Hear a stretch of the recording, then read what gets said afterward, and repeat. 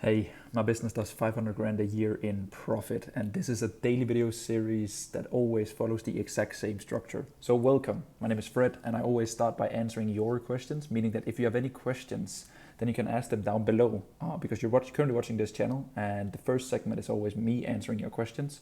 So, you can just go in exactly like Emer here has done, and then you can ask me a question about your business, your offer, your positioning, copywriting, client management, lifetime value, whatever it might be.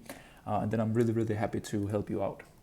Then, once I've done with all the questions, I'll run you through some business stats, which is this sheet that I fill out every single day. It tracks the growth of my social channels, but also how much money that my business is doing, because I am showing you my Stripe in real time with all numbers, basically. So yeah, people. And then last but not least, I just go through some live strategy. It's where I brainstorm on my current business and the 500 grand a year in profit that I'm making. I've done that for 2 years now. Average that. It's been ranging everything from 40 to 90 grand a month. But now I want to take my business to 2 million a year because I feel ready for the next step here. So I'm going to run you through how I'm planning on doing it. I've already taken one of my previous coaching businesses, my very first one actually, to 2 million a year. But this time I'm doing it very differently. But people, let's get into the questions here. And even though you haven't asked a question, hopefully you can learn something. I always tell my clients on our group calls, take what's useful and then leave the rest. And then if they can just learn one new thing every Monday and Thursday that I have the group calls with my inner circle, I think I'm very useful to them and it's a big win. I can at least see that on my renewal rate, which is very nice. Emer here says, hey Fred, I came from the main channel. Congrats, you're doing great with your content nowadays and it reflects your laid back personality that I enjoy. Thank you so much, man. My first question is, when it comes to starting a done with you offer for online businesses, is it better to first take on one-to-one clients as they come so you can build up the offer and get testimonials, and once you are there, now that you launch the intended cohort for let's say 5 to 20 clients at a normal price? Or would you focus on content and building connection and generating warm leads of your audience, then nurturing them, and then somewhere down the line announce to them that you're launching an offer with limited seats and founding client price, in case you will not be selling it now? Great question here, bro. I think it very much depends on many things. The first things that came to mind was what's your current foundation? Like, are you currently running an agency? Do you have a transformation of your own in, let's say, fitness or sales? Or do you have any, basically what I'm trying to say is, do you have a current skill set and current proof? I think that always kind of like determines the next right step for you. And then of course also supply and demand. Like, are there people currently that would like your help? But I want to take your question here very broad, brother, so like people can get something, and hopefully you. First of all, that there's kind of like a hierarchy of like how valuable services are, and it usually goes, you do it for people, right? So done for you, that's the most valuable. Then doing it together with people, one-to-one on a call. Then there's like doing it together but on a group basis, and then there's kind of like do it yourself. So I'll give you the tools but you implement it yourself. And that's kind of like the ranking, and depending on your audience and also how much demand you have, you kind of like decide which step on the ladder is the right one for you. So meaning that, for example, me, right? I started with a done for you agency because it was a lot easier for me to get clients by saying I'll do it for you. And then I switched over to doing it together with people, right? Which is what I'm doing now. I also have a marketing agency now, but I also sell my tools so people can do it themselves. So like this is kind of like the backbone of the digital coffee shop, which is to have a menu card where you offer all kind of like levels of accessibility to you so that you can serve a large part of your audience, right? So people can hop in here, work with me on a group basis and get one-to-one. They can buy my tools and do it themselves. People can do it with me on calls. And then I have my marketing agency here as well, where we currently are full capacity. So I think, brother, look at your current business and your current situation and then determine what would make the most sense. Is it done for you or is it done with you? I would definitely say that one-to-one or doing it for people is the highest lever that you can pull to get cash flow and clients now. And then you're mentioning here, brother, you're mentioning online businesses. Online businesses is very broad because it's just a business that transacts online, right? Which is hard to kind of like put into a box of what would be best for them. Because, for example, what I've noticed is that more general business to businesses are not that interested in coaching or consulting. They're very interested in done for you and getting people, getting someone in to do it, or like classic traditional consulting, so either they're a team or whatever it might be. So I think like I would be more specific with your niche here, brother, to make sure that you make the most of it, kind of. But yeah, brother, if I were you, I would do both here. I would focus on content and building connection while you are opening up some one-to-one spots to work with you. Not for free, not cheap, but as you said, a founder rate. So like a little bit cheaper than you usually would. I always tell people if you want to do it for, let's say, $1,000, then then keep the $1,000 price and do it for 1,000. But that's the founding price, and then you move up into, let's say, 1,500 whenever you've filled the founding prices. Because what people normally do, and I see this so often, is that they get into coaching and consulting, and then because they think to themselves, hey, I have no cases, I have no proof, it's my first time doing this thing, I will take on clients for free or at a very low rate. And then they get people who are not willing to do the work because it was free or very low priced, and then they get a bad relationship with coaching and consulting. These people, because they think, I'm not good enough at being a coach or consultant, or this is not for me, I didn't really enjoy it. And it was really because they priced themselves wrong. So I think, bro, just like keep this in mind as well. But I would definitely, as you said, my favorite way to transition from done for you into the world of coaching consulting is by selling one-to-one with then like limited spots, and then use the data and feedback in your content, right? So that you can grow and scale the content with like people coming into your world. And then I would, with the hopefully more demand, I would open up a group. So the way that you first build your group is just by taking all of your one-to-one founding members and putting them in the group, and then adding a group offer that is typically just the same thing, just cheaper because it's group only. And then based on the work that you're doing with these people, you build out the SOPs and you build out the tools, right? Because you have so much data from the clients that you're working with, which is, in my opinion, the most natural way of going about it. But it's very hard for me to say one answer because I look very individually at all of my clients. There's a reason why I do a one-to-one, 1 hour, very heavy onboarding call with my clients. It's because not one client is similar in the sense of what is the right step for this person right here in front of me, you know? Because like you can typically like financial engineer or pricing or certain spots, or do you have do you have an organic foundation or not? Do you have like a pipeline sitting around? Have you done for you work where you can like ascend some of the people that said no to that down to a consulting cheaper offer? So it's like, but based on what you're saying here, brother, which is a broad question, that's how I would go about it, and I hope it makes sense. And then you have a question here, which is, I mean, email list will never go out of style since it's the only way that you can actually own the connection. That is very true. But isn't establishing the connection on a platform like Instagram enough? From there you can get the email and get on a call, so on. And at the end of the day, it's much easier to use lead magnets on a platform where they can message you like Instagram, correct?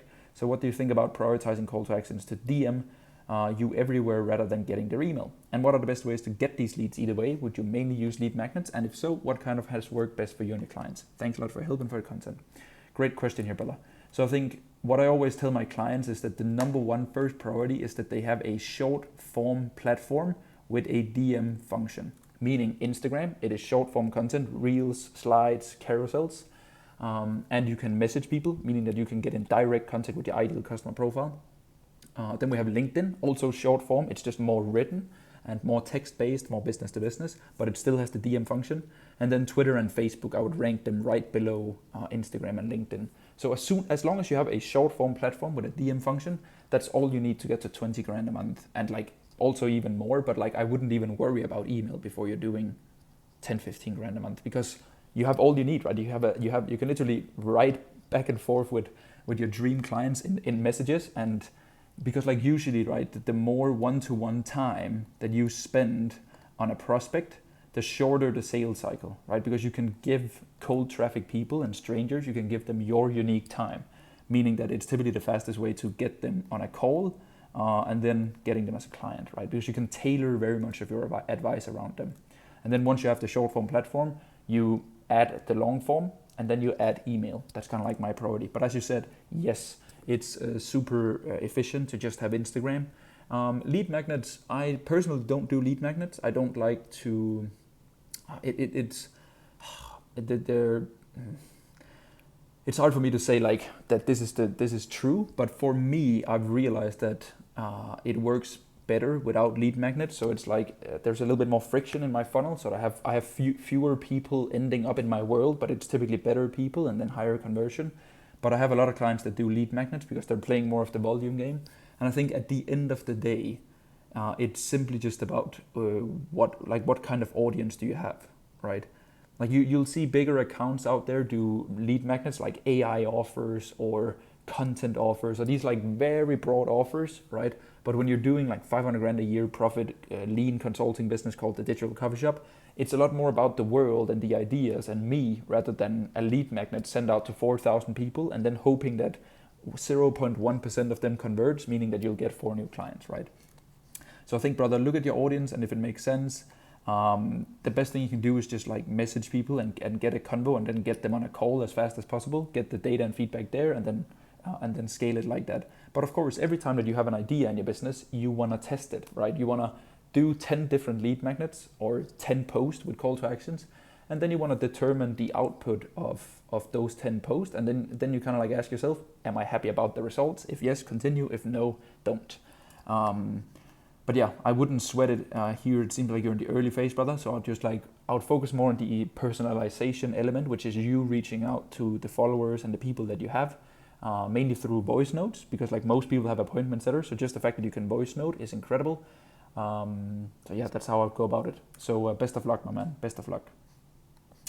And that is it for questions, people. The next step on the agenda is business stats right here. So I make a new date. Today's the 23rd of August. And then I'll zoom in here so you can see a little bit better. There we go. We start with daily updates. So it is 689. There we go. And then we have my main YouTube channel next, which is right here, which is at 9298. Beautiful. I just uploaded a new video. It's Sunday. So yeah, let's see how the video does here early phase. Right now, not looking pretty, but hey, never ever determine a video's performance such short-minded into it. The next thing that we fill out, people, is my Instagram, which is as 26702. Oh, where's the dashboard there? Beautiful.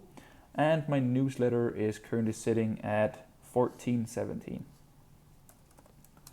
And yesterday, the business did here, that is 397. Yeah, 397, which is my tools and trainings. I am not good with the tabs today, people, huh? Beautiful. There we go. Very good, very good. Beautiful, people. That is business stats for all of you. For strategy here in the end, I'm currently in Dubai, and I worked out outside today, and it completely hit me, and I had to sleep like 2 or 3 hours after, and I feel cracked. But we'll crank on with some strategy here, people, because I think, as you probably noticed, all of my answers are very broad to these questions, and it's on purpose, people, because I've realized that the most important thing in business is simply just your level of understanding. So if I can give you very long and boring answers, hopefully that question will matter a lot more to you in the long term because you get the context. Meaning that, for example, the questions that I just walked through here from Amer is that I could have easily told him, no, don't do lead magnets in your current early stage of the journey. You should just focus on reaching out to followers, voice noting them, bringing them on a call, and then making the sale. Right? That would have been a better, more precise answer that would be more useful to him now. But I would really, really do the guy a disfavor by not giving him the full context and overview to when I personally would use lead magnets, the pros and cons, the things that I see in my business with avoiding lead magnets a little bit because I have a very sophisticated audience that is very much there for the vehicle, me, and the things that I do and preach rather than a free guide on something. Whereas if I didn't give the context, you would believe, oh, lead magnets are bad. But then I give you the other side, which is I also have clients that sell more broad offers, AI, personal branding. They play the volume game, right?